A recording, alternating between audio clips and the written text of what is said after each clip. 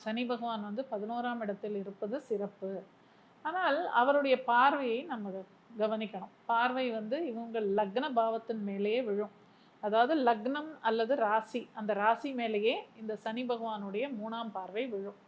அப்போ என்ன ஆகும், சனியுடைய பார்வை படும் பொழுது அந்த ராசி லக்னம் என்பது நம்மை பற்றி சொல்வது.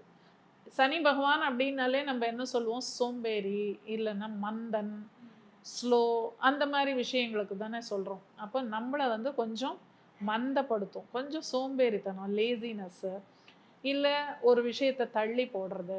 நமக்கு வந்து ஒரு வாய்ப்பு கிடைக்கும், அதை உடனே பிடிச்சிக்கணும். அதை விட்டுட்டு பார்ப்போம், இன்னும் 2 நாள் கழித்து பார்த்துக்கலாம், அப்புறமா பண்ணலாம் அப்படின்னு கொஞ்சம் தள்ளி போட்டோம்னு வச்சுக்கோங்களேன், அந்த வாய்ப்பை நழுவ விட்டுருவோம். அதனால் சனி பகவான் கொடுக்கறதுக்கு அவர் ரெடியாக இருக்கார். ஆனால் நம்ம அதை வாங்கிக்கணும். அதை விட்டுட்டு நம்ம தள்ளி போட்டோம் சோம்பேறித்தனத்தால் அப்படின்னு ஆச்சுன்னா அது நம்மளை விட்டு போயிடும். அதனால் வாய்ப்புகளை தவற விடாதீர்கள் அப்படிங்கிறது தான் இந்த இடத்துல நான் சொல்வேன்.